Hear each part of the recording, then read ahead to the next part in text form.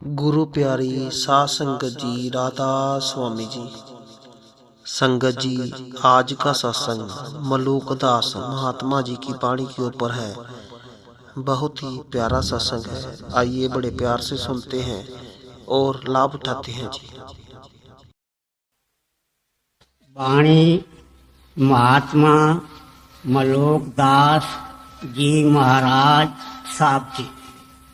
गुरु नाम चिन्ह जानिया ते बड़े सपूत, एक नाम के भजन बिन पांगा फिरै कपूत। गुरु नाम जिन जानिया ते बड़े सपूत, एक नाम के भजन बिन पांगा फिरै कपूत। यह बाबा मलूक दास जी महाराज की वाणी है। आपके संबंध में कहा जाता है कि आज से करीब 400 साल पहले इलाहाबाद डिस्ट्रिक्ट के एक छोटे से गांव कड़ा के अंदर आपका जन्म हुआ। आए दिन हम सुनते हैं कि इन होनहार महात्माओं का बचपन भी न्यारा होता है। आपकी दो विशेषताएं थी कि पहला कि सबकी सेवा करना चाहते थे, घर वालों की, पड़ोसियों की, आसपास के लोगों की। यहाँ तक कि गली के अंदर अगर करकट होता, कूड़ा होता, कांच होता, कांटा होता, उसको उठा के किसी कोने में कर देते थे। आपकी उम्र 6 साल थी जब उस गली के अंदर कोई साधु निकला। उसने इस होनहार बालक को बड़े गौर से देखा और पूछा कि ये किसके सुपुत्र है। जब बताया गया तो कहने लगे उनको बुलाओ। आपके पिताजी को बुलाया गया।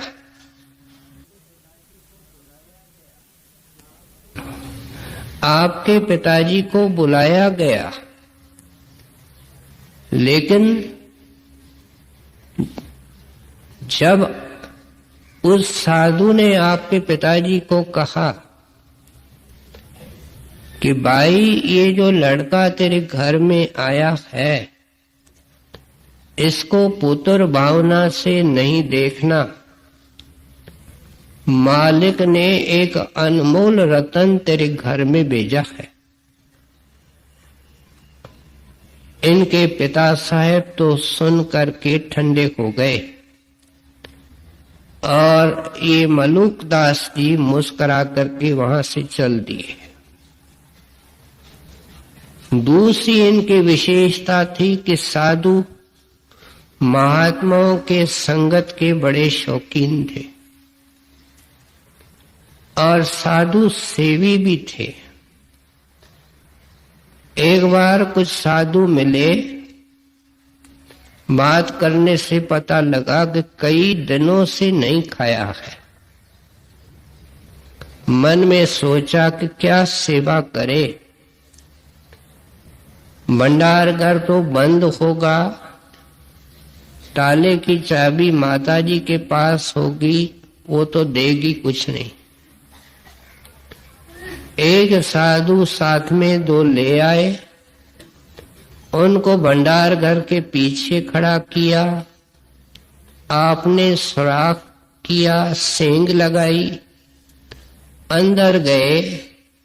जो भंडार घर के अंदर सामान था उनके हवाले कर दिए। शाम को खाने पकाने की सामग्री लेने के लिए जब आपकी माताजी भंडार घर में गई तो देखती है कि सब बोरे, सब बर्तन खाली है। समझ गई, कहने लगी ये मलूका हमारे घर के अंदर अच्छा आया कि पिता माता को तो भूखा रखता है, पता नहीं किस किस को खिलाता फिरता है। इतने में मलूक दास जी आए। जब इनसे पूछा गया तो इन्होंने हाथ जोड़ करके कहा, माता जी मैंने आपके किसी चीज को हाथ नहीं लगाया। इनको लेकर के भंडार घर में गई, क्या देखती है कि पहले से ज्यादा सब बोरे, सब बर्तन भरे हुए। ये करामतें नहीं है, ये भक्त और भक्त वत्सल का एक अनादि और अनोखा रिश्ता है। और हरेक महात्मा के जीवन के अंदर ऐसी घटनाएं मिलती हैं। अब जो साधु महात्मा आता, जिज्ञासा तहत उनके सत्संग में जाते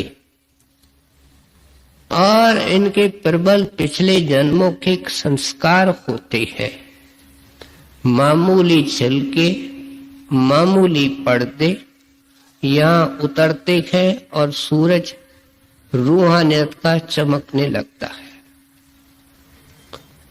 आप इस नतीजे पर पहुंचे कि नाम स्वरूपी, शब्द स्वरूपी संत चाहिए। खूब तलाश की, आखिर मिल गए और पता नहीं चला, अभ्यास भी खूब करते रहे, लेकिन जैसे हाथरस के अंदर तुलसी साहिब हुए।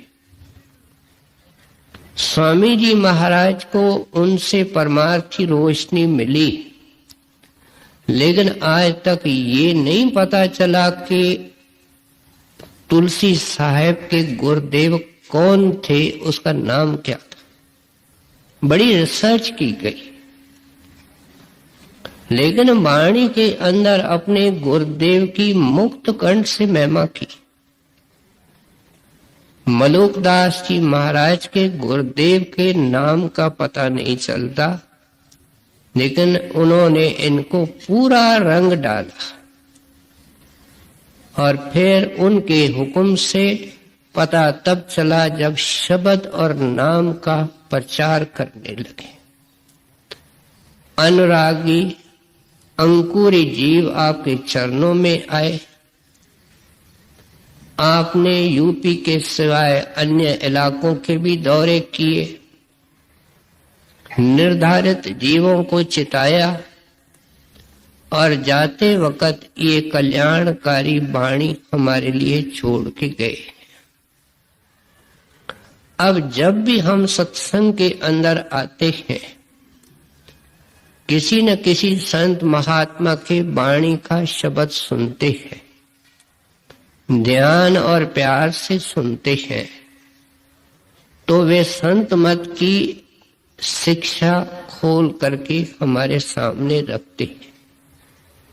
लेकिन ये भी हम सुनते हैं कि हरेक शब्द के अंदर संत मत का कोई विशेष पक्ष होता है, पहलू होता है, बिंदु होती है, जिसको उस शब्द के अंदर खोल करके समझाया जाता है। आज के शब्द में मलुकदास जी महाराज समझाने की कोशिश करते हैं कि दुनिया में तकदीर वाले लोग बहुत हैं, लेकिन सबसे बड़ा किस्मत वाला वो इंसान है जिसके ऊपर मालिक दया करके उसको अपने अनुरूप संत सतगुरु से मिला देता है।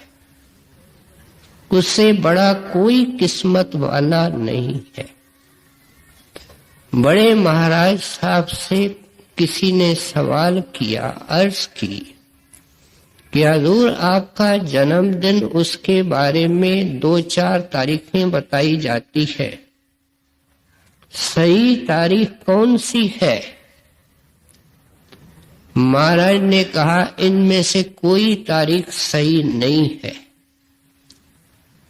मेरा जन्मदिन तो 15 अक्टूबर को है, जब मुझे श्री बाबा जी महाराज ने कृपा करके अपने चरणों की शरण दी। इंसान की अगर सबसे बड़ी कोई घटना युगों के बाद हो सकती है तो वो एक ये है, सतगुर सेवन से बड़ भागी। उन्होंने राजाओं का नाम नहीं लिया, उन्होंने खूबसूरत और धनवानों के नाम नहीं लिए, सतगुर सेवन से बड़ भागी। जो संतों के शरण में जाकर के उनके शिक्षा और दीक्षा के ऊपर अमल करते हैं, सिर्फ वे किस्मत वाले हैं। क्यों? कि वो ऊंचे में ऊंचे परमेश्वर से आगे पीछे मिलकर के सदा का स्वाग पाएंगे। आप कहते हैं कि ऐसे किस्मत वाले लोग जिनको जिंदगी के अंदर कोई पूर्ण महात्मा मिल जाए और वो कृपा का हाथ रखे, करम होवे सतगुरु मिलाए, परमेश्वर की दया कि सतगुरु मिला दे, सेवा सुरत शब्द चित लाए, गुरु की दया तो हमको सुरत शब्द का भेद देता है। फिर सेवक की दया कि अपने चित्त को नाम में लगाए।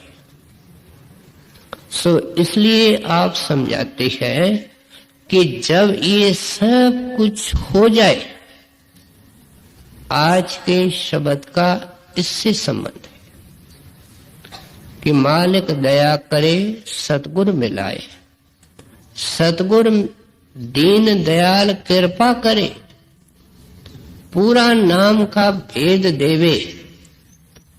आए दिन हम सुनते हैं कि ये भेद सिर्फ बाहर से हमको नजर आता है कि मिलता है, लेकिन उस दिन सतगुरु उनके अंदर शब्द रूप में बैठ जाते और जन्मों जन्मों का जो सुरत का आत्मा का परमेश्वर से शब्द से कनेक्शन टूटा है उसको जोड़ देते हैं।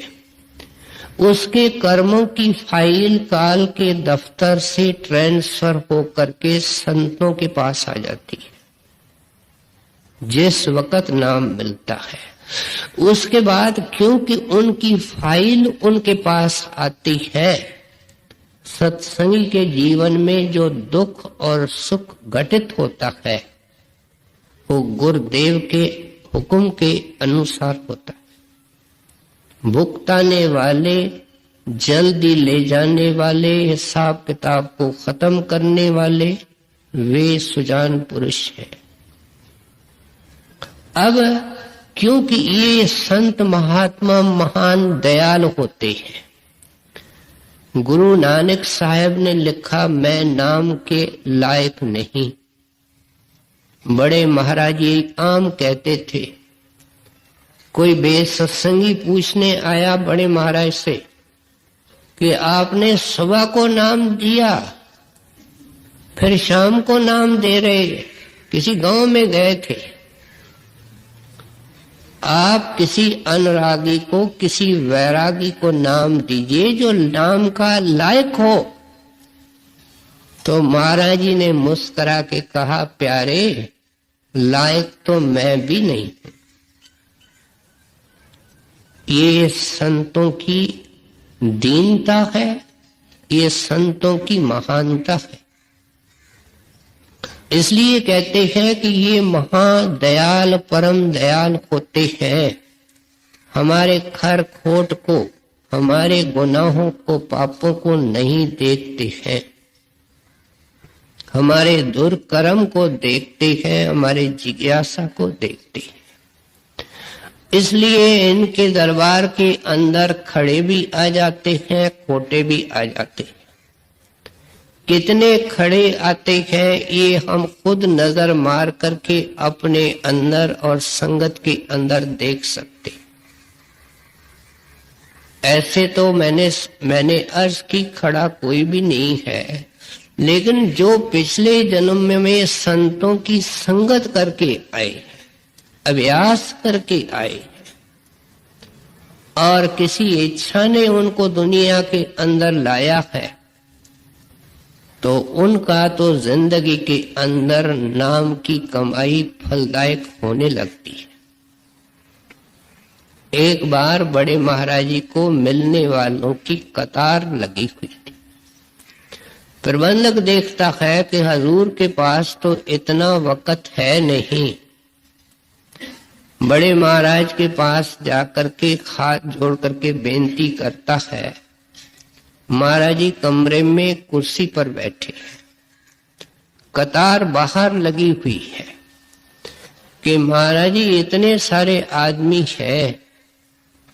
महाराज जी कहते हैं प्रबंध करते हैं, लेकिन पहले पहले उसको ले आओ जो लाइन के आखिर में एक माई खड़ी है। माई को उस सेवादार लेके अंदर महाराज जी के कमरे में छोड़ के आए। जब माई महाराज जी के सन्मुख आई तो प्रेमी माफ करना बोलने के लायक रहता ही नहीं। वो महाराज जी का दर्शन करे और बेअख्तियार उसके आंखों से आंसू जारी, कोशिश भी करे तो आंसू जारी। महाराज जी पंजाबी में बोलते थे काको, जिसका अर्थ है बेटा। बेटा क्या हाल है? कहने लगे महाराज हाल तो सब आप जानते ही हैं।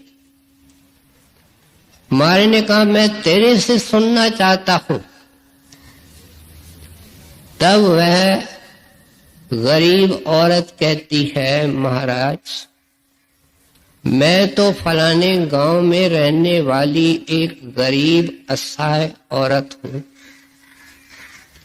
और जीवन को निर्वाह करने के लिए जंगल में जाती हूं, घास फूस इकट्ठा करती हूं और इतना ही इकट्ठा करती हूं कि मेरे दाल रोटी का प्रबंध हो जाए। जो बाकी फुर्सत मिलती है एक एक बात को ध्यान से सुने कि पाने का प्रोसीजर क्या है। बाकी जो फुर्सत मिलती है मैं भजन बैठ जाती हूं। दीन दयाल मैं गरीब हूं, मेरे पास घड़ी नहीं है। पता नहीं कितना वक्त आप बिठाते हैं। जब बिठाते हैं तो अंदर में दर्शन देते हैं, फिर सुबह को आप उठा देते हैं। अपने दया से अपना अंदर में दर्शन देते हैं। जिस वक्त ये माई सारी वार्ता बता रही थी, वो दीन दयाल आंख मूंद करके बैठे हुए। जब माई ने ये वार्ता खत्म की तो महाराज ने नेत्र खोल करके अपने दोनों पवित्र हाथ उस माई के सिर पर रख दिया। हाथ रख करके क्या फरमाया, माई तेरा जन्म सफल है और तेरे से मेरा बाल बाल खुश है। इंसानी भाषा है, ये भाषा की मजबूरी है, संतों की नहीं। महाराज जी उनसे कितने खुश थे वो तो बयान हो नहीं सकता, लेकिन सोचें उन लफ्जों के ऊपर जो हजूर ने फरमाए, मेरा बाल बाल तेरे से खुश है। कहते हैं ये कौन है? सपूत। गुरु नाम जिन जान्या तेई बड़े सपूत। कहते हैं ये जिन्होंने उस नाम की कदर की, नाम की रगड़ लगाई, नाम का जौहर देखा, अंदर गए, पता लगा नाम क्या है, गुरु क्या है। ये तो अनंत शक्तियों का भंडार गुरु है। खंडों ब्रह्मांडों का मालिक परमेश्वर का रूप गुरु है। बाहर मन मानेगा लेकिन फिर डोल जाएगा, अंदर इसका विश्वास अटल अचल पहाड़ जैसा। कहते हैं मैं इसको सपूत कहता हूं। साथ में ये कहते हैं कि खोटे भी आते हैं, लेकिन उनके सिर पर गुरु ने हाथ रखा है। वे भी उनके अपनाए हुए बच्चे हैं। अब वो आशा और उम्मीद इससे नाम देता है कि इनका पिछला इतिहास कैसा भी धुंधला है, अब अपने अंदर झांके और बुरे विचारों से, बुरे कर्मों से, बुरे वचनों से बचें। एक नई जिंदगी शुरू करें। प्रेम से चेत करके दर्शन करें, सत्संग करें, प्यारी साथ संगत की सेवा करें और विशेषकर जो नाम दिया जाता है उसको समय दें। बढ़ते हुए शौक से अभ्यास करें। ये है रिश्ता, ये है उम्मीद जिससे कि सतगुरु सेवक को नाम देता है। लेकिन कपूत क्या बोलता है? कहते हैं देखो कितनी कृपा है, कुछ नहीं था, बंगले बन गए, कारें आ गई, नौकर चाकर आ गए। अब हर एक घर के व्यक्ति को अलग एक नौकर नौकरानी है। पहाड़ों के अंदर अलग घर बन गया है। पैसा इतना खुला है कि विदेशों की सैर करते हैं। भाई महाराज जी के दया की कोई सीमा ही नहीं है। ये कौन बोलता है? मलूकदास जी कहते हैं कपूत। वो दया का अर्थ जानता ही नहीं। जब उनसे पूछो भाई भजन सिमरन का क्या हाल है, तब वह कहता है बाकी तो सब ठीक है, लेकिन भजन सिमरन नहीं होता। गुरु का रिश्ता रूहानी, जिस्मानी नहीं। वो जिस्मानी चीजें जो प्रारब्ध के अनुसार मिलती है और कुछ तूफान तोलने से मिलती है। प्रारब्ध के अनुसार जो मिलती है, आजकल तो होड़ लगी हुई है कि उल्टे सुल्टे फेयर फाउल करके जो मिले सो इकट्ठा करो। सो इसलिए कहते हैं कपूत की जिंदगी, यहां मिसाल देते हैं, एक कौवे के तरह होती है। और उस कौवे के तरह होती है जो सूने मकान में चला गया है। सूने मकान में खाने के लिए कुछ नहीं, न कोई व्यक्ति रहता है, न कोई खाने की सामग्री है। फिरता रहता है सूने मकान में, चोंच मारता है, मिलता कुछ नहीं। ये कपूत की हालत है। कभी सैर तमाशे को, कभी शॉपिंग को, पैसे रात दिन अर्जित करने के अंदर, कभी मेल जोल में टी पार्टियां और डिनर लंच लगे होते हैं। बड़े आदमियों से साठ गांठ करके अफसरों से रिश्ते नाते रखता है।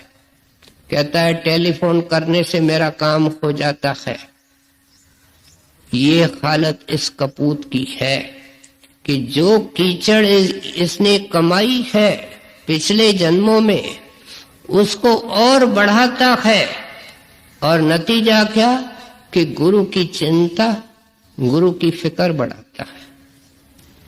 अब मलुकदास जी महाराज आज के शब्द के द्वारा किस पर्पस से ये वाणी लिख के गए कि इस वाणी को कपूत भी सुनेगा और सुन करके वो समझे कि गुरुदेव का रिश्ता रूहानी है, जीवन बदलने के लिए है। प्यारे तू टोटली संसारी है। वो चाहता है कि ये संपूर्ण रूप से परमार्थी बने। परमार्थी कौन है? जो अंदर में लाइट देखता है, जो अंदर में शब्द और कीर्तन सुनता है, जो गुरु से बातचीत करता है, जिसका जिक्र अभी आया सपूत। बड़े महाराज कहते थे सत्संग के अंदर कुछ बहन भाई हैं जो रोज गुरु को मिलते हैं, अंदर में बातें करते हैं, लेकिन गिने चुने। आप चाहते हैं कि हर एक सत्संगी का ये अधिकार है, जो आज कपूत बना हुआ है उसका भी अधिकार है, वो भी इस लाइट और साउंड को, इस कीर्तन को सुन सकता है, गुरु से मिल सकता है। और गुरु ने इस आशा से नाम दिया है। कपूत सत्संग में आता ही नहीं। जो सत्संग में नाम लेने के बाद जाते नहीं, दर्शन के लिए जाते नहीं, उन्होंने तो नाम को अलमारे में रख करके खूब ताला लगा करके चाबी दे करके रखा है। उनके लिए कोई जिंदगी बदलेगी नहीं। ये नाम क्या है, वो गुरु क्या है, उसके लिए घर में आकाशवाणी नहीं होगी। सत्संग के अंदर कबीर साहब की, दादू साहब की, मलुकदास जी महाराज की वाणी होगी। ये भी आकाशवाणी है, क्योंकि दुर्धाम पहुंच करके इन्होंने ये वाणी उचारी है। इसलिए आप समझाते हैं कि अपने जीवन को अगर अब तक नहीं बदला है, प्यारे बदलो। स्वामी जी महाराज ने सार वचन छंद बंद के अलावा जो वचन फरमाए हैं, वो सार वचन वार्तिक या नसर के अंदर आए हैं।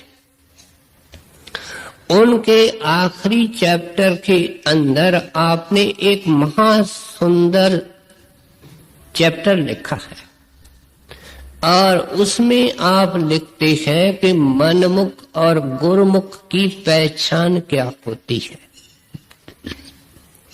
उसमें 15-17 पॉइंट्स हैं, और स्वामी जी महाराज ने खुद उनके नीचे लिखा है कि हर एक सत्संगी को इसको जितना हो सके पढ़ना चाहिए, क्योंकि मैंने इसके अंदर एक कसौटी दी है कि हर एक सत्संगी अपने आप को परख सके कि मेरे अंदर मनमुक्ता के विकार कितने हैं और कितने गुरुमुक्ता के अंग मेरे अंदर आ रहे हैं। समय समय पर पढ़ना चाहिए। अब ये कैसे हो सकता है जब उधार में किताब ली जाएगी? संत इस चीज के ऊपर जोर देते हैं। एक सत्संगी किताब खरीद करता है, रुपया, 2 रुपया, 5 रुपया दे करके, लेकिन उसको कभी ये कल्पना नहीं है कि कितने लोगों ने, कितने सत्संगियों ने पसीना बहा करके उसको तैयार किया है। महाराज ने खुद एक एक वचन को पढ़ा है, देखा है, और उनकी ये हार्दिक इच्छा है कि ये पढ़े। ये सत्संग भी तो हमको रोज रोज नहीं मिलता, इसलिए इस चैप्टर को वहां जाकर के पढ़ना चाहिए। जिंदगी की तस्वीर सामने आ जाएगी। मैं नमूने के तौर अर्ज कर दूं स्वामी जी महाराज लिखते हैं कि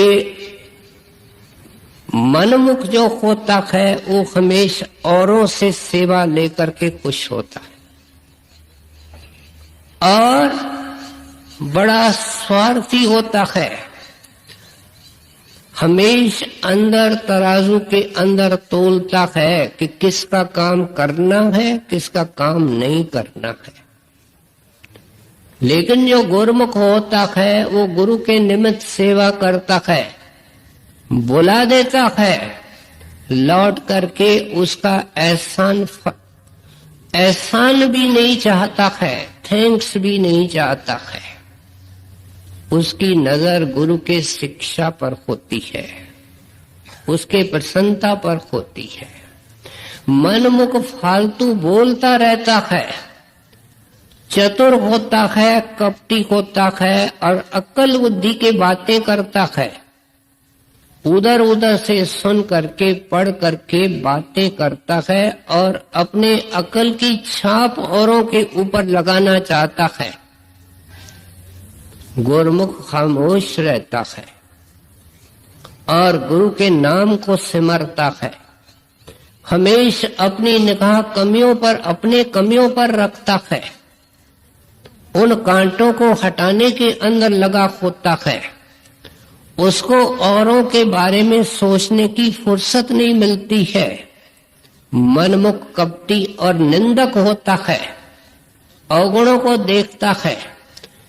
ये बातें बड़ी उपयोगी हैं और बेनती है कि हर एक बहन भाई को पढ़नी चाहिए और जो सत्संग में नहीं आते हैं उनको भी फ्लैग लगा करके कागज डाल करके देना चाहिए।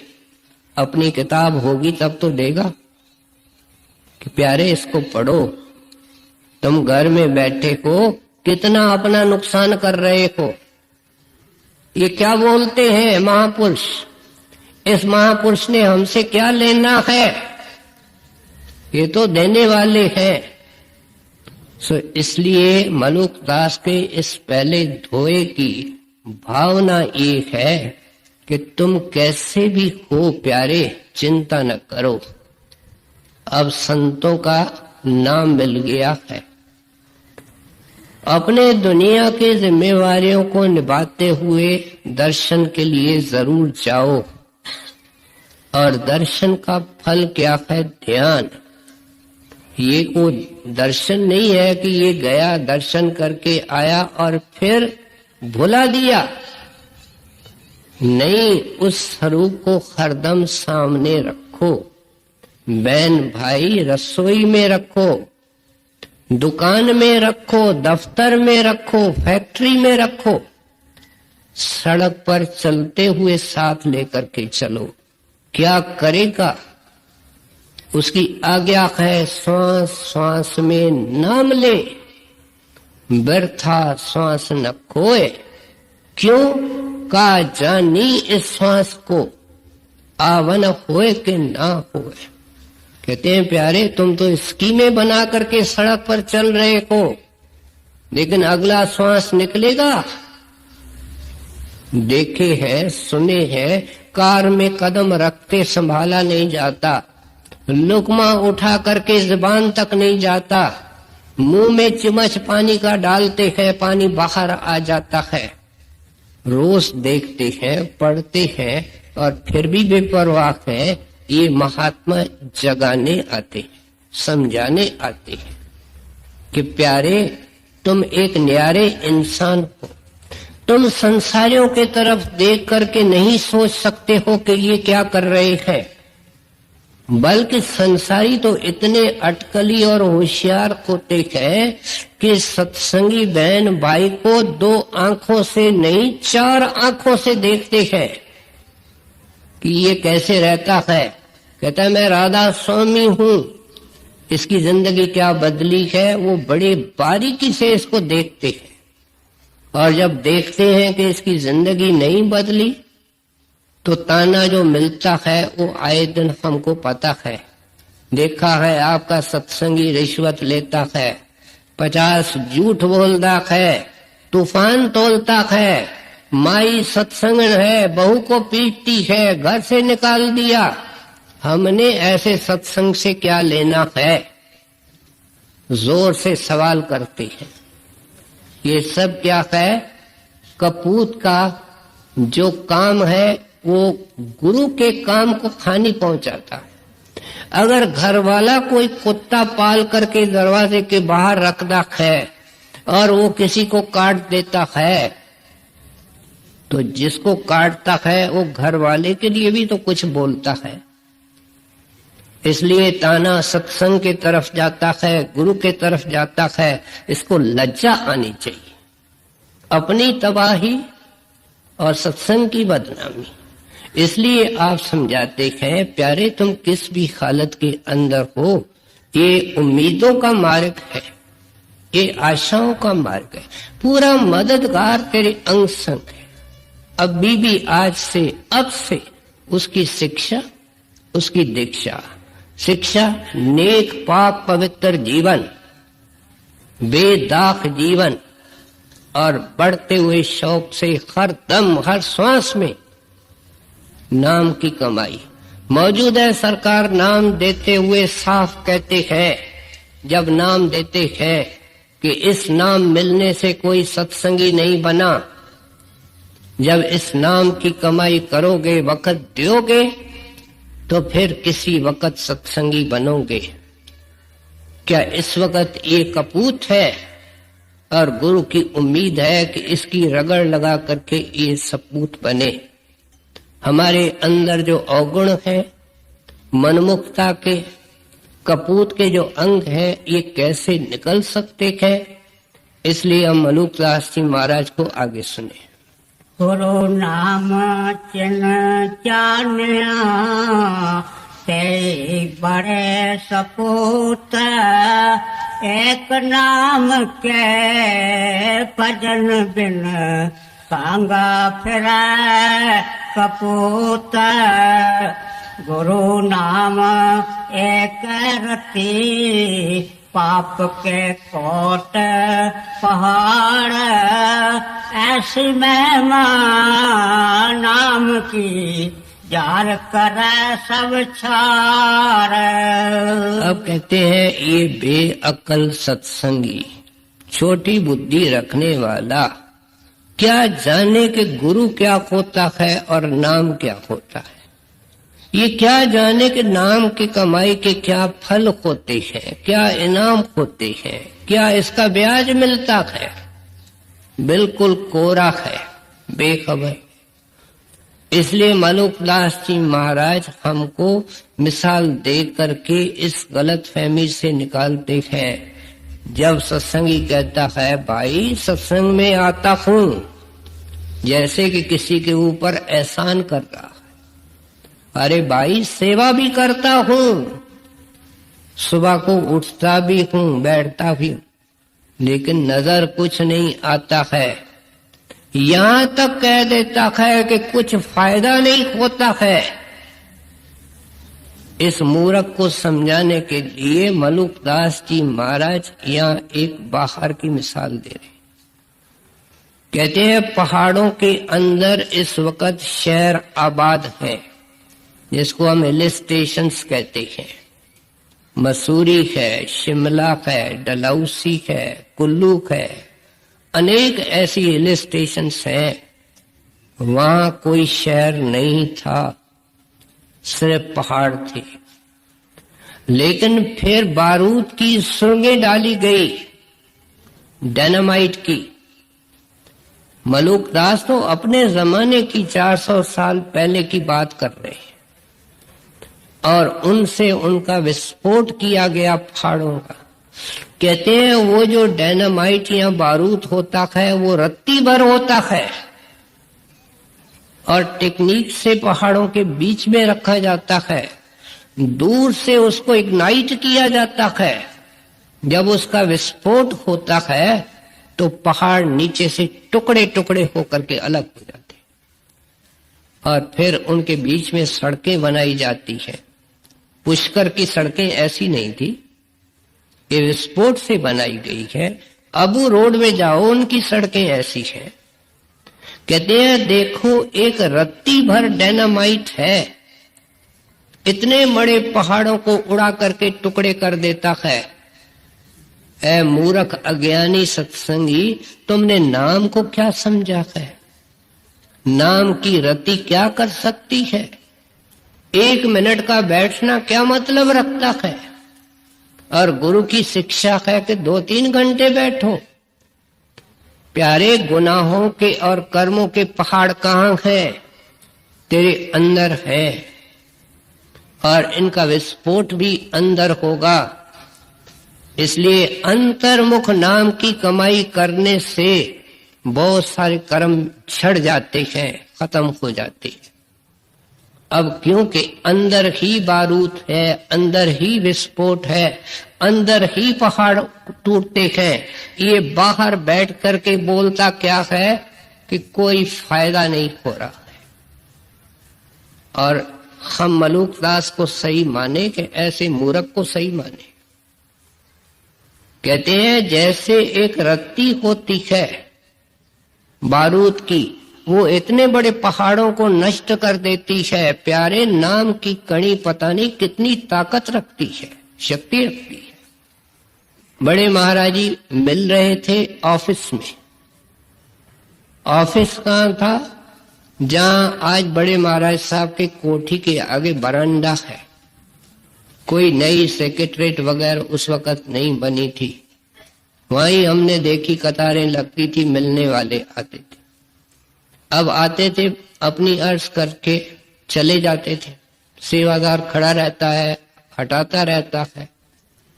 एक आदमी आया, उसको महाराज जी के सामने, उसकी हालत भी उस घास वाली माई जैसी, बोले नहीं। क्या ये जो प्रेम की भाषा होती है वो जुबान से नहीं होती है। प्रेम की भाषा आंसू होती है। ये याद करके आज यहां से नहीं। जे पे मुख बोले नहीं, नैन देत है रोए। कहते हैं जुबान से निकलता कुछ नहीं है, आंखों से बेअख्तियार आंसू निकलते हैं। ये प्रेम की भाषा है।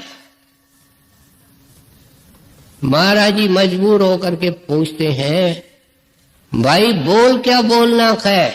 वो और रोई जाए। कुछ बोल नहीं सका। सेवादार ने वहां से हटा दिया। किसी फुर्सत के समय में डिप्टी साहब जो पास बैठे थे, महाराज जी के सेक्रेटरी, वो महाराज जी को डाक सुना रहे थे फुर्सत में, एकांत में। जब डाक खत्म हो गई, कहने लगे, महाराज जी दुनिया देखो कैसे दुखों की नगरी है। उस दिन एक आदमी सत्संगी आपके सामने आया, ऐसे कोई कष्ट और पीड़ा के अंदर फंसा हुआ था कि आपने 2-3 बार पूछा, लेकिन अपने कष्ट को और तकलीफ को जुबान तक ला नहीं सका। क्या हजूर ऐसे भी कष्ट होते हैं? क्या ऐसे भी दुख होते हैं कि जुबान से बयान नहीं हो सकते? महाराज जी मुस्कुरा के कहने लगा कि वो दुखी नहीं, वो मां सुखी इंसान है। कुछ अरसा पहले उसका अंदर का पट खुल चुका है और अपने अंतर के अनुभव से देख चुका है कि जो उसने सत्संग किया, दर्शन किया, साथ संगत की सेवा की, विशेषकर जो उसने भजन को वक़्त दिया और दुनिया के संसारी सुखों की कुर्बानी की, उनके एवज में कितने बेहिसाब कर्मों को गुरु ने रद्द किया है, एनल किया है, क्या लकीरें फेरी है, कैंसिल किया है। वो देख देख करके अंदर का नक्शा उस आभार के कारण, शुक्राने के कारण रो रहा था। डिप्टी साहब दुखी नहीं, महासुखी इंसान है। कहते ये तो अंदर पता चलेगा। आज अगर हमको दिखाया जाए कि अब तक जो हमने सत्संग किया, सेवा की और दर्शन किया, जो थोड़ा बहुत बुगले की तरह बैठे, उसका भी कितना इनाम और ब्याज है, बोनस है, तो हम देख करके हैरान हो जाएंगे। लेकिन इसके ऊपर पर्दा है। अगर ये किया जाए तो संसार का कोई काम चल नहीं सकता है, फिर ये भजन ही बैठेगा। इसलिए कहते हैं कि ये गुप्त चीज रखी गई है। संतों ने वचन वाणी का सहारा लेकर के, सत्संग का सहारा लेकर के समझाने की कोशिश की है। और जो बाहर बैठ करके विश्वास रखता है, उसका फल अंदर देख करके और उसको लेने का फल बाहर वाले विश्वास का ज्यादा है।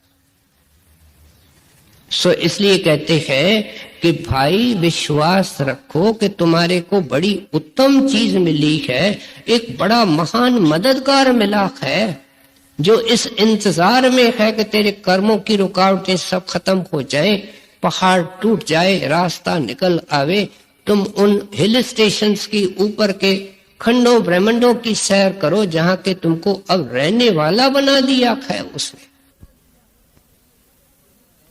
तरह एक एक शंका का समाधान करने की कोशिश करते हैं। गुरु नाम एक रति, पाप के कोट पहाड़, ऐसी महिमा नाम की जाल करे सब छार। गुरु नाम औषध करो, हृदय राखो याद, संकट में लाइए, दूर करे सब व्यात। हमारी सब कमजोरियों से वाकिफ है। कहते हैं आम सत्संगी जिसको आप कपूत फरमा रहे हैं, जिसके अंदर हम सब लोग आते हैं, कहते हैं इसकी कमजोरी क्या है कि ये संसारी सुख चाहता है। अब जब सुख आते हैं तो ये नाम को भुला देता है और फूला नहीं समाता है। रोज नित नए चेक हो रहे हैं, बैंक के अंदर बैलेंस बढ़ रहा,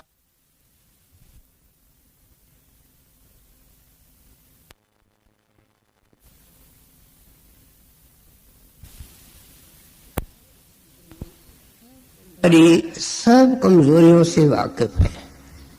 कहते हैं आम सत्संगी जिसको आप कपूत फरमा रहे हैं, जिसके अंदर हम सब लोग आते हैं, कहते हैं इसकी कमजोरी क्या है कि ये संसारी सुख चाहता है।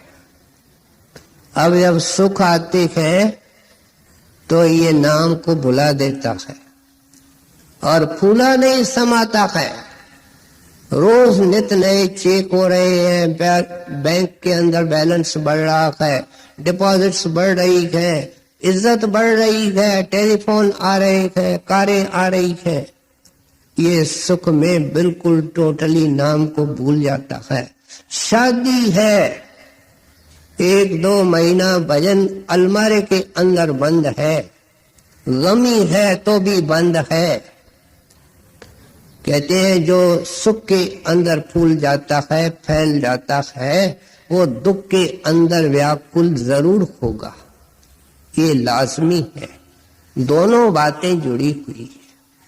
यहाँ हमको क्या हिदायत मिल रही है इस महापुरुष के तरफ से, संकट में लिव लाइए, दूर करे सब व्याध। कहते हैं संपूर्ण दुखों को काटने वाली दवा तेरे पास है। वो क्या है? सर्व रोग का औषध नाम। गुरबाणी कहती औषध औषधि। जो नाम गुरु ने तेरे को दिया है वो उस नाम को प्रकट करेगा जो अंदर है, जो रोशनी, खुशी और शांति का अनंत स्रोत है। कहते हैं फिर तेरे सारे दुख दूर हो जाएंगे। डलहौजी में महाराज जी बैठे थे, थोड़ी सी संगत थी। एक माई सत्संग अपने लड़के जवान को लेकर के महाराज जी के पास आई। वो लड़का बेसत्संगी था, लेकिन पीला हो रहा था। माई महाराज जी को अर्ज करती है, महाराज जी आप दया करें, इसको पता नहीं कैसा बुखार आता है और जब इलाज करते हैं उतर जाता है, फिर आ जाता है। मैंने कई डॉक्टरों के इलाज करवाए, लेकिन बुखार इसका पीछा छोड़ता नहीं, और इसकी शक्ल आप खुद देख सकते हैं इसकी क्या हालत है। वो महापुरुष दीन दयाल दोनों के ऊपर दया दृष्टि डाल करके बड़े कोमल वचन में फरमाता है, माई किसी और डॉक्टर का इलाज करो। लेकिन माई इतनी बेअकल थी जैसे हम बेअकल हैं। कहने के महाराज अब मैं तो थक गई, मैं तो हार गई, आप बताओ किस डॉक्टर का इलाज करवाऊं। इस पर महाराज जी थोड़े होकर के कहते हैं, बाबा जी ने मुझे डॉक्टरों की लिस्ट रखने के लिए भेजा है। क्या मेरे से तुम क्या काम लेना चाहती है? और इतना तय करके क्या फरमाया, इसको हम ध्यान से सुने। अगर माई बाहर की कोई दवा नहीं लगती है तो तेरे को भी तो दवा मिली है, उसको खाने की कोशिश कर। वो दवा नाम, इसका मतलब क्या था, महाराज जी का भाव क्या था?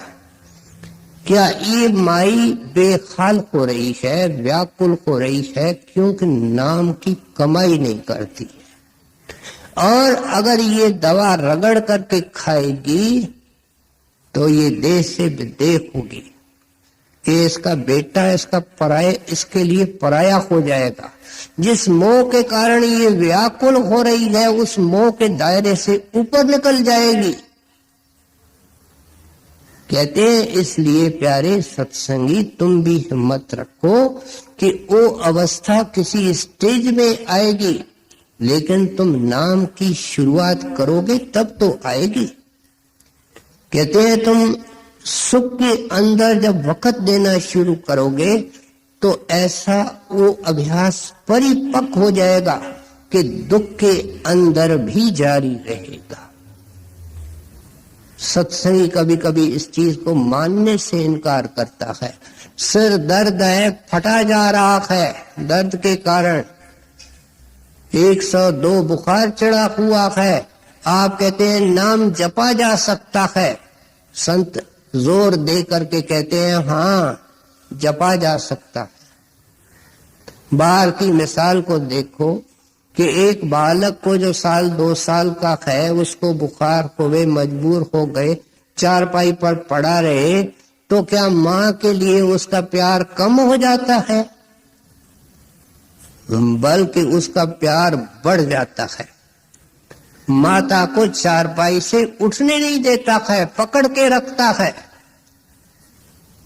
कहते तेरे सामने है, फिर तेरी बात और ऐतराज को कैसे माना जाए? एक सेठ है, किसी बीमारी के कारण मजबूर होकर के बिस्तर पर पड़ गया है। उसको सबसे बड़ा दुख ये है कि मुझे रोज अपने बिजनेस के अंदर घाटा पड़ रहा है। कहते हैं वो सराने के ऊपर, तकिए के ऊपर लेटा हुआ, उसके सामने आसामियां घूमती है, लेन देन जिनसे करता है, उसका बैंक का अकाउंट उसके सामने घूमता है, उन्हीं विचारों में डूबता हुआ है। डॉक्टर ने थर्मामीटर डाला, देखता है 103 बुखार है, लेकिन उसके बावजूद भी ये उनका ध्यान कर रहा है, उन चीजों को सोच रहा है। ये कौन कर रहा है? क्या बुखार नहीं है, दर्द नहीं है, बिस्तर पर पड़ा नहीं है? क्योंकि दिल वहां जुड़ा हुआ है, मन वहां जुड़ा हुआ है। मन का इतना परिपक्व अभ्यास हो चुका है कि वो शक्लें, वो ख्याल बार बार लाता है। कहते हैं भाई अभ्यास करने से, नाम की कमाई करने से ये सब हो जाता है जैसे संसार में होता है। इसलिए क्यों हम कहते हैं उसको आप खुद करके देखो कि ये होता है। आप देखो जब पानी का जहाज सागर में चलता है तो जो जहाज के डेक के ऊपर बैठे हैं वो लहरों के बीच में नहीं होते हैं, लहरों के बीच में होते हुए भी लहरों से बेखबर होते हैं। आराम से बैठ करके कुर्सी पर अखबार पढ़ते हैं, टीवी देखते हैं, खाना खाते हैं, आंख मूंद करके चादर तान करके सो जाते हैं, होते लहरों के बीच में है। दुख नहीं जाएंगे, संकट नहीं जाएंगे, ये संकट से ऊपर उठ जाएगा। जहां संकट की बू पहुंच नहीं, जहां संकट का असर पहुंच नहीं सकता है, ये भावना है मलुक दास की। तुम अपनी अवस्था इस नाम की मदद लेकर के ऐसी बनाओ। गुरु नाम औषध करो, हृदय राखो याद, संकट में लाइए, दूर कर सब व्याध, रहो भरोसे नाम के, बन जाए कबहू न जाव, जरा मरण ते छूट पड़े, अजरे अमर हो जाव। कहते ये सब हमारे मनमुखों के हैं। टेलीफोन के नंबर बढ़े हुए हैं। कहते हैं इतने बड़े अफसर मेरे दोस्त हैं, इतने मिनिस्टर हैं, इतने सेठ शाहूकार लखपति या करोड़पति मेरे दोस्त हैं, मुझे किसी की परवाह नहीं। कहते हैं देखो मूर्ख सत्संगी, तुमने कितने सहारे लिए, रहे भरोसे नाम के, एक सहारा। तुलसी साहब ने क्या कहा? एक भरोसा, एक बल, एक आस, एक विश्वास। कुछ चीज छोड़ी कि सब शक्लें मिटा दो, सब ख्याल मिटा दो। नाम से प्रीत, गुरु से प्रीत, एक भरोसा, एक बल, एक आस विश्वास। कैसा? शांति सलिल गुरु चरण है, चात्रिक तुलसीदास। कैसे? जैसे चात्रिक का एक शांति बूंद के लिए भरोसा होता है, और परमात्मा को मजबूर होकर के बादलों को कहना पड़ता है कि बरसो, पपिए प्यासे को रही है। सो इसलिए कहते हैं इस तरह का निश्चय। आज 15 साल का सत्संगी है, 20 साल का सत्संगी है, नाम का सत्संगी है, जिसके अंदर हम सब आते हैं। किसी जंगल उद्यान से निकले कोई जोगी मिले, उनसे उनका बैठना हो, वो पूछे भाई तेरे को नाम मिला है, गुरु मिला है, कितने साल हुए? कहते हैं भाई 10, 15, 20 साल हो गए। कुछ देखा, कुछ अंदर में सुना? भाई देखा तो कुछ नहीं, अभी तक तो सुना कुछ नहीं। कहते हैं मैं बैठो 5 मिनट में तेरे को दिखा देता हूं, तेरे को अंदर ले जाता हूं। पूछे अपने आप से, तोले अपने आप को, कितने खड़े रहेंगे, कितने झुक जाएंगे। ये मलुकदास की भावना है। अगर एक स्त्री गरीब की स्त्री है, जिसके पास लाख है, उसके तरफ देखे, क्या उसको हम पतिव्रता कहते हैं? क्या वो लाखों के तरफ देखती है कि पति की तरफ देखती है? ये उम्मीद है संतों की। कहते हैं एक बार, एक अंधविश्वास नहीं है। कहते हैं जितनी खोज करनी है खोज करो, पूरे की शरण लो। बाबा जी ने कितने साल जिंदगी के लगाए, कितने कष्ट उठाए। बड़े महाराज जी ने 22 साल खोजा, सैकड़ों हजारों साधुओं की संगत की, लेकिन सिर झुकाया बाबा जी के आगे। सो इसलिए कहते हैं ये अंधविश्वास नहीं है। मौजूद है महाराज तो यहां तक लिखते हैं, जब कोई लिखता है कि मैं नाम के लिए तड़प रहा हूं, तो महाराज कहते हैं इस ख्वाहिश को रोकने की कोशिश कर। जब तुम्हारे अंदर ख्वाहिश पैदा होती है कि मैं नाम लूं, तो उसको जितना रोक सकते हो और रोको, जल्दी मत करो। जब वो ख्वाहिश तेरे को 1 मिनट भी घर में बैठने नहीं देवे, उस वक्त नाम लियोगे तो नाम फलदायक होगा। किसी दोस्त के कहने पर, हर्षी बन करके सहेली के बहन के कहने पर नाम लेते हैं, फिर जो हाल हमारा है वो तो हम देख ही रहे हैं। सो इसलिए कहते हैं इस तरीके का भरोसा होना चाहिए, एक विश्वास, एक भरोसा। एक मुसलमान दरवेश सेवकों को लेकर के जंगल से जा रहा था। अब दरवेश तो अपने ध्यान में मगन, उनको क्या भूख प्यास होती है, लेकिन वो जो सेवक थे वो लोटपोट हो रहे थे। कहने लगे मुर्शिद पानी। कहते हैं देखो जिसने ये शरीर दिया है, जिसने इस प्राण दिए हैं वो प्रबंध करेगा, निराश मत हो। आखिर एक कुआं आया, मुरीदों ने उसमें झांका, देखते पानी बहुत नीचे, लेकिन साथ में कोई डोल और रस्सी भी पास में नहीं है। तब मुर्शिद उनको क्या कहता है कि देखो अब मालिक के ध्यान में बैठ जाओ, लेकिन खुदा से खुदा का नाम मांगो, पानी मत मांगना। अब दरवेश बैठ गया, डिसाइपल्स बैठ गए, लेकिन उन्होंने क्या मांगा होगा हम अपने आप बता सकते हैं। उन्होंने सिमरन पानी पानी का ही किया होगा। शायद दरवेश ने ही मालिक से मालिक मांगा होगा और उसके खातर वो पानी कुएं के ऊपर आया। सब ने पानी पिया, लेकिन एक सियाना और चतुर सत्संगी निकला। उसने कोई बर्तन उसके पास था, उसको भरने की कोशिश की कि रास्ते में काम आएगा। जैसे ही कोशिश की पानी बहुत नीचे चला गया। कहते हैं तू अव्वल नंबर का बेईमान है, तो तुम्हारा खुदा पर ईमान नहीं। जब तुम्हारे को जरूरत पड़ी, तुम्हारी जरूरत उसने पूरी की, आगे भी पूरी करेगा।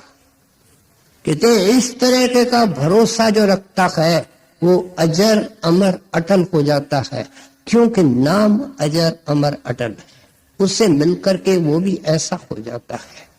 रहो भरोसे नाम के, बन जाए कबू न जावे, जरा मरण ते छूट परे, अजर अमर हो जाए।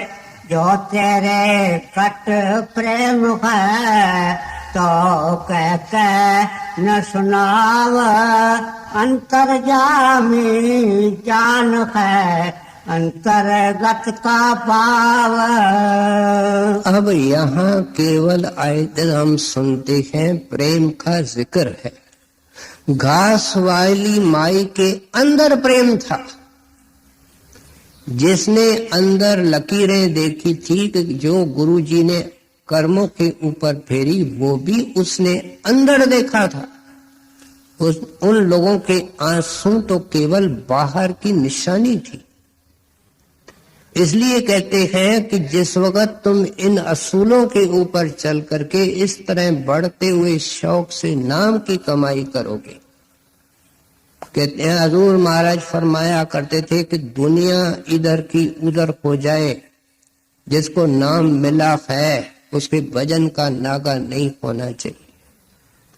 क्या लफ्ज़ है, क्या शर्त है विचारे। सो इसलिए कहते हैं कि इस तरीके से जो प्रेम से करता है, आगे पीछे नाम को आंखों के बीच में ध्यान जमा करके काम काज करता है। और पिछले इतवार को हमने सुना गुरु साहब को रात को बैठ करके यहाँ भजन करता है और रोता है। उसके ऊपर वो कृपाल हो जाता है। कहते हैं उसकी खिड़की खोल करके अंदर बुलाता है और वहां उसको प्रेम की परिचय मिलती है। बड़े महाराजी उर्दू जानते थे, इसलिए बोलते थे वहां से प्रेम की अलफ बे शुरू होती है। क्या क ख शुरू होती है, श्री गणेश होता है, प्रारंभ होता है। यहाँ तो आंखों से नीचे केवल प्रेम का जिक्र है, प्रेम की महिमा है। सो इसलिए कहते हैं अगर तुम खुशकिस्मत सत्संगी निकल पड़ो और तुम्हारे अंदर का पट खोल करके दया करके तेरे को बुलावे, उस वक्त गुरु क्या कहेगा तू मेरा मैं तेरा पहले भी था, मैं तो तेरा था पहले दिन से, लेकिन तू मेरा नहीं था। अब तू मेरा है, मैं तेरा हूं, और इसके बाद बिछोह नहीं होगा, जुदाई नहीं होगी। घंटे की धुन ऊपर से आ रही है कि परमेश्वर के घर जाने का रास्ता है, और उसमें अपना ध्यान धर। और फिर हमने सुना ये उड़ने लगता है। शब्द विहंगम चाल हमारी। विहंगम किसको कहते हैं? पंछी को कहते हैं। कबीर साहब में मुझे अब शब्द के पंख लगे, मैं पंछी हूं। पंछी तो उड़ेगा, कहते हैं मैं शब्द के पंखों से उड़ता हूं। सो इसलिए कहते हैं ये प्रेम तेरे अंदर आएगा और बढ़ता हुआ नित नया सवाया, लेकिन खामोश रहना। सत्संग के अंदर पाखंडी भी है। वो क्या कहते हैं, हम तो बैठते हैं तो हमारा ध्यान तो अंदर लग जाता है। बोले बाले सत्संगी उनके कई काम करने लगते हैं, इज्जत करने लगती है। बहनें होती हैं जिनके अंदर कपट का पहाड़ होता है, देखो देखी लेट जाती है, बेहोश हो जाती है। कहते हैं भाई किस दरबार से निकलोगे? जिस दरवाजे से है सत्संगी बहन भाई निकलोगे, आज याद करके इस सत्संग से ले जाओ। एक दरवाजा है और उसमें मिलेगा भी एक। तो किससे कपट कर रहा है? और पूछेगा भी वही, तेरे पास कोई जवाब नहीं होगा, तो जवाब देने के लायक नहीं रहेगा, शर्मिंदा होगा। दुनिया को धोखा दे सकता है, अपने को धोखा दे सकता है, वो अंदर वाली शक्ति धोखा नहीं खाएगी। सो इसलिए कहते हैं तेरे अंदर अगर प्रेम आता है तो कह न सुना, उसको हजम करने की कोशिश कर। सरदार बहादुर महाराज का सत्संग लगा हुआ है। हम जानते हैं कि बड़े महाराज ने 45 साल 50 साल संगत को प्यार और लाड दिया था और वो चले गए थे। उनके अंदर जुदाई के जख्म थे। संगत सारी बड़े महाराज ही की थी। सरदार बहादुर महाराज उन जख्मों के ऊपर मलहम लगाने के लिए आए थे। एक सेवादार खड़ा होकर के बोलता है सरदार बहादुर महाराज के सत्संग में कि हजूर जब आप स्टेज पर आते हैं तो 2 मिनट आपका रूप होता है,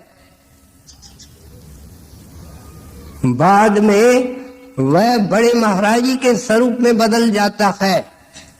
सरदार बहादुर महाराज जी दोनों उंगलियां या अंगूठे कानों को लगाते हैं, पकड़ के कहते हैं ना भाई, ये तुम्हारे हृदय की निर्मलता है, मेरे को तो वो सपने में भी नहीं आते हैं। कौन बोल रहा है? जो उसका रूप बन चुका है, जिसको वो अपनी जगह बिठा के गए कि मेरे को तो सपने में नहीं आते हैं, ये तुम्हारे हृदय की निर्मलता है। कहते ये प्रेम हजम करने की चीज है। जिन्हें है इश्क सादिक वे कब फरियाद करते हैं, जिनके अंदर सच्चा प्रेम होता है वो खामोश होते हैं। लबों पे मोरे खामोशी दिलों में याद करते हैं। कहते हैं अंदर उनके सिमरन होता है, उनके अंदर शब्द की गुंजार होती है, लेकिन उनके लब क्या, उनके होठ खुश्क होते, खामोश होते, जुबान तक लाते नहीं है। लाएंगे तो नुकसान होगा। कहते हैं इसलिए अगर वो कृपा करे, तेरे ऊपर बख्शिश करे, तो उनको हजम करने की कोशिश करना। जो तेरे घट प्रेम है तो कह न सुनाव, अंतर्जामी जान है अंतर्गत का पाव। गुप्त प्रगट जैती करी मेरे मन की होम, अंतर्जामी सतगुरु सब तुमको मालूम। सुमरन ऐसा कीजिए दूजा रखे न कोय, होठ न फरकत देखिए प्रेम राखिए गोए। जो सुखिया जो दुखिया संसार में हो तिनका दुख, दलितर साप मलूक को लोगन दीजे सुख। अब आखिर में एक हमारी शंका का जवाब देते हैं। कहते हैं महाराज सब कुछ सुना कि ये सिमरन ही सभी खुशियों की चाबी है। प्रभु के सिमरन अनहद जंकार, सत्संगी अच्छी तरह मन में बिठा ले कि जो सिमरन तुझे फीका लगता है, अलूना लगता है, बार बार जिसको बुलाते हो, इसके अंदर से ही खुशियां निकलेंगी। यही रसीला बनेगा, यही अंदर का ताला खोलेगा। जब तू करते करते इस अवस्था में जाएगा, इसलिए जोर देकर के कहते हैं सिमरन ऐसा कीजिए दूजा लखे न कोई, पास में बैठने वाले को पता नहीं लगे कि ये सिमरन के अंदर लीन है। क्यों कि ये जुबान का विषय नहीं है, ये माला का विषय नहीं है, ये तो मन की माला है। जो रात दिन मन दुनिया के ख्याल और विचार और फुरने पैदा करता है, उसको ये बोली सिखानी है। मन की बोली है, हरदम बोलता रहता है, कभी खामोश नहीं होता। मन मौन जानता ही नहीं, न सिर्फ जागते सोते भी बोलता है। कहते हैं इस मन के अंदर अभ्यास करके सिमरन के ऐसा परिपक्व अभ्यास हो जाता है कि यही मन सिमरन की बोली बोलने लगता है। हम सर्दी के मौसम में शाम को निकलते हैं और सैर करने को, बाहर हमको ठंड लगती है। मन में ख्याल आता है कि देखो हमको पता नहीं था बाहर ठंड होगी, शॉल नहीं ली, अब देखो ठंड लग रही है। उस वक्त कौन बोलता है? क्या हमारे होठ हिलते हैं, जुबान हिलती है?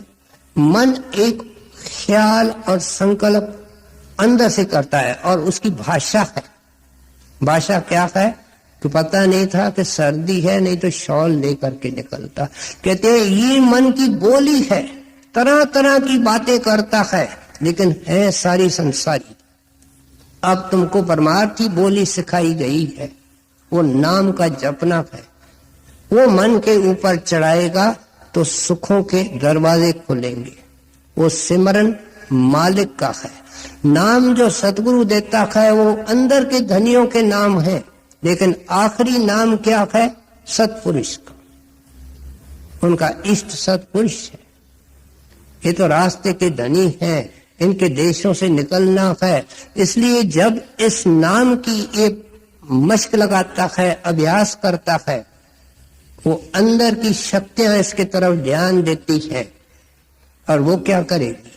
इसको अंतर्मुख करेगी, अपने तरफ बुलाती है। और क्योंकि इसकी मंजिल दुर्धाम है, सचखंड है, पूरा गुरु इनके साथ है, इसलिए वहां पहुंचा करके छोड़ेगा। अच्छी तरह अपने विषय को खोल करके समझाया कि तू बड़ी बड़ी लोगों के परोपकार की योजनाएं सोच रहा है, पड़ोसियों की सेवा, समाज की सेवा, देश की भक्ति, पता नहीं क्या क्या सेवा की स्कीमें सोच रहा है। कहते तू अपनी ही सेवा नहीं जानता है। अपनी सेवा मैंने तेरे को खोल करके समझा दी।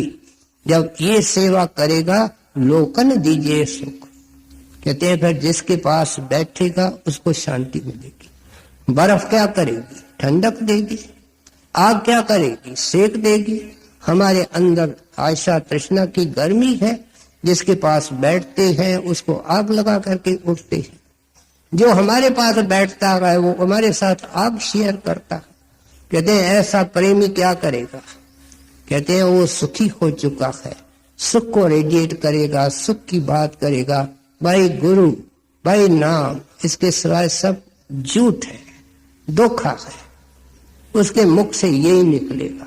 अच्छी तरह अपने विषय को महात्मा मलुकदास जी ने खोल करके समझा दिया। सुमरन ऐसा कीजिए दूजा लखै न कोय, ओठ न फरकत देखिए प्रेम राखिए गोए। जो दुखिया संसार में हो तिनका दुख, दलिदर सांप मलुक को लोगन दीजै सुख। राधा। संगत जी, हम काफ़ी क्लियर करके सत्संग की आवाज़ को आपके सामने पेश करते हैं, इसलिए हमारे चैनल को सब्सक्राइब जरूर कर लें ताकि हम जब भी कोई सत्संग या साखी अपलोड करें वो आप तक पहुंच सके।